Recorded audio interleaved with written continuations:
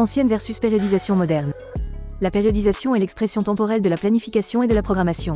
Elle conduit à organiser les objectifs dans le temps en découpant le calendrier en périodes ou en étapes pour répondre aux exigences calendaires et indiquer les ruptures qui traduisent un changement d'objectif. C'est l'une des pierres angulaires de l'entraînement. Sans elle, l'entraînement n'a ni contexte, ni sens. De manière traditionnelle, les périodes de développement des qualités physiques sont prescrites les unes après les autres en passant du volume vers l'intensité, et du général vers le spécifique. Bien que cela fonctionne sur des débutants, les blocs ne semblent pas assez conséquents pour développer de façon optimale, robuste et durable, un aspect de la performance physique. Cela désentraîne aussi les autres qualités. D'autant plus que les périodisations traditionnelles ont été créées pour des sports où la musculation était une finalité de performance ou intimement liée, haltérophilie, dynamophilie, athlétisme. Des sports où les variables sont moins importantes et plus faciles à contrôler. Les périodisations traditionnelles stipulent aussi indirectement que l'adaptation biologique et la performance peuvent s'anticiper par une réponse prédéterminée qui implique une dynamique de charge quasi mathématique. Tout cela alors qu'on ne maîtrise les athlètes qu'une heure ou deux sur 24 heures. Il n'y a pas de formule magique.